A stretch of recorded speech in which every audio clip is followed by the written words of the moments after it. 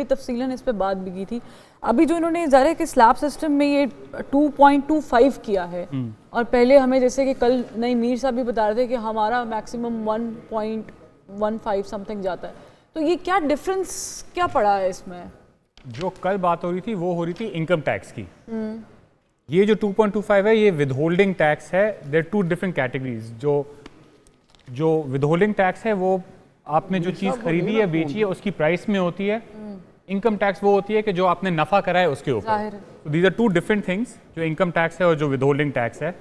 इनने देखिए मेरे हिसाब से रिटेलर्स पे टैक्स लगाने की कोशिश हुकूमत सालों से कर रही है। ये मेरे ख्याल से कोई चौथा पांचवा बजट होगा जब हम बात कर रहे हैं कि यार रिटेलर्स में कुछ करना चाहिए।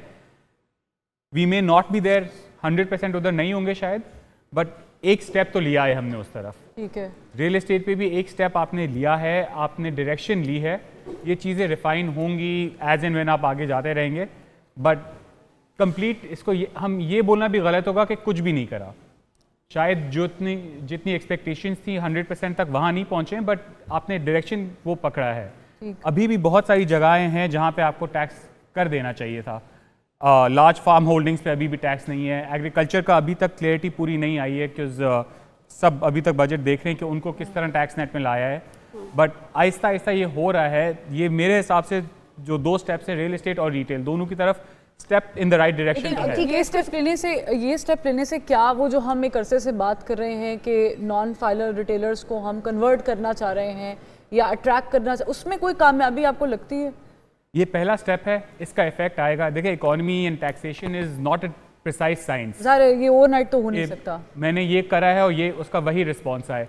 आपने एक पहली चीज़ ट्राई करी है, उसका रिस्पॉन्स आएगा। You will further refine it, may be they will go कि 2.25 पे नहीं हुआ या 2.25 पे अच्छा रिस्पॉन्स आया तो इन्हें बोला यार 2.5 करके देख लो। These things will keep going up and down till you get to the main end, but I think कदम सही डायरेक्शन। एग्जैक्टली फरवा, इसी को आगे बढ़ाते हैं क्योंकि ये घटना में वाइंड अप करने में चाहती हूँ कि आप इस पे एस्टैब्लिश कर दें कि जो प्रायोरिटीज़ हैं इस बजट की वो सही है। बिल्कुल सही है, क्योंकि आप हमारी पहली प्रायोरिटी थी कि IMF हमारे साथ ऑन बोर्ड रहे। इसके अलावा और कोई चारा नहीं था। कल फाइनेंस मिनिस्टर ने भी बोला था कि plan A, plan B, plan C सब IMF है, we don't have an other plan.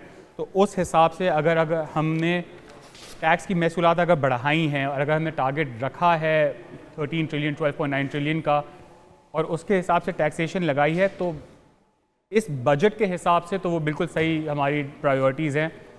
ये बजट इन्फ्लेशनरी होगा, ज़रा सा आवाम पे बोझ और आएगा, बट जो ग्रेटर गुड है कि IMF का प्रोग्राम हमारे साथ हो जाएगा और हम आगे जाके नहीं फंसेंगे, उसके हिसाब से I think we are in. लेकिन आज एक बड़ा इंटरेस्टिंग फ्रेज यूज़ किया है फाइनेंस मिनिस्टर ने। उन्होंने कहा कि हम सूबों के साथ बैठेंगे और एक नेशनल फिस्कल पैक करेंगे। Exactly, that is a very interesting thing, because देखना ये है कि क्या ये नेशनल फिस्कल पैक जो है ये कोई round abound, will it be something to go around, जो बात होती थी फाइनेंस कमीशन की कतगन है जिसपे मिफ्ता साहब भी चीखते थे, रावलपिंडी से बड़ा स्ट्रॉन्ग इस पे था कि जो आपका अवार्ड है ये जब तक NFC नहीं चेंज होगा इकॉनमी नहीं चल सकती, जो सूबों में और इसमें वो चीज़ें हैं।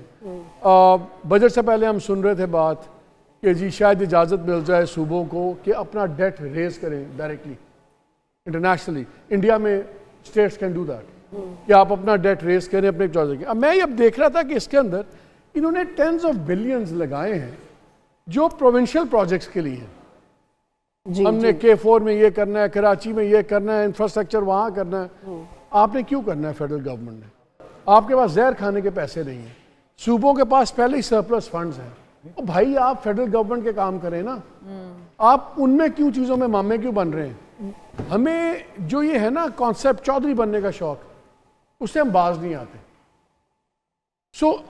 मुझे जो सीरियस बजट से प्रॉब्लम ये आ रही है कि जो ओवरलैपिंग ऑफ अथॉरिटी थी सूबाई मामलात में, सूबाई मामलात में जहाँ फेडरल गवर्नमेंट घुस रही है वो अभी भी वही है। एग्जैक्टली जो रिस्पॉन्सिबिलिटीज आप एक तरफ कहते हैं देखें जी कंप्लेन करते हैं सारे फेडरल गवर्नमेंट वाले, सूबों ने इतने पैसे नहीं खर्चे, रेवेन्यू इकट्ठे किए जितने उन्होंने खर्च दिए, लेकिन उसके बावजूद हम और पैसे खर्चने जा रहे हैं सूबों में। अगर डिवॉल्व हो गए हैं subjects, let them take care of that. आपका काम नहीं है पिंक बसें जाके चलाएं आप कराची में या पिंक बसें आप चलाएं कोयटा में। बिल्कुल प्रोविंशियल गवर्नमेंट का काम है। बिल्कुल। और ये मालिक ये साहब, अब जब आप बजट देखते हैं आप इनके साथ फिगर्स देखें ना, यहाँ डेफिसिट इतना डेफिसिट, आपके पास पेंशन देने के भी पैसे नहीं है। बिल्कुल एवरीथिंग इज बोरोड। बिल्कुल और आप जाके सूबाई प्रोजेक्ट्स में घुस रहे हैं। मुझे ये जरा प्लानिंग जस्टिफाई मेरी समझ से बाहर है जी। और जामिया हमने सिंध में तो इसकी 12 मिसालें देखी हैं कि वफाक ने वादा किया और फिर उसके पैसे नहीं दिए हों, चाहे वो 11,000 अरब का पैकेज जो इमरान खान के दौर में या जिसकी निशानदेही मालिक साहब करें। तो what's your sense out of it, ये जो पिछले 1 घंटे में हमने डिस्कस किया है? मेरा ख्याल है एक बड़ी इंपॉर्टेंट शेयर रहेगी जो अगले घंटे में उस पर डिस्कशन करेंगे कि तालीम और सेहत के लिए क्या किया आपने, क्या वो अल्लाह के सुपुर्द कर दिए, वो प्रोविंशियल सब्जेक्ट क्या किया आपने, क्या गाइडलाइन दी। और दूसरा ये जो directorate of national targeting centre है NTC, ये क्या कहानी है? ब्रेक ले लें, उसके बाद बात करते हैं इसमें। अभी we don't have to take a break, we have to stay. अच्छा, मैं ब्रेक को टाइम हो रहा है जी जी। 2-3 सिर्फ इंटरेस्टिंग लिटिल टिडबिट्स मैं आपके सामने रखता हूँ। पहली बात तो ये कि बाय द वे जो कार ओनर्स हैं उनके लिए ये मज़ेदार खबर है कि इलेक्ट्रिक व्हीकल्स भी महंगी होने जा रही हैं। ऐसे ही है ना सर, क्योंकि उनमें उनका व्हाट्सएप एक्चुअली हेडलाइंस का ब्रेक है तो चलें got to interrupt you. Break लेते हैं फिर वापस आते हैं।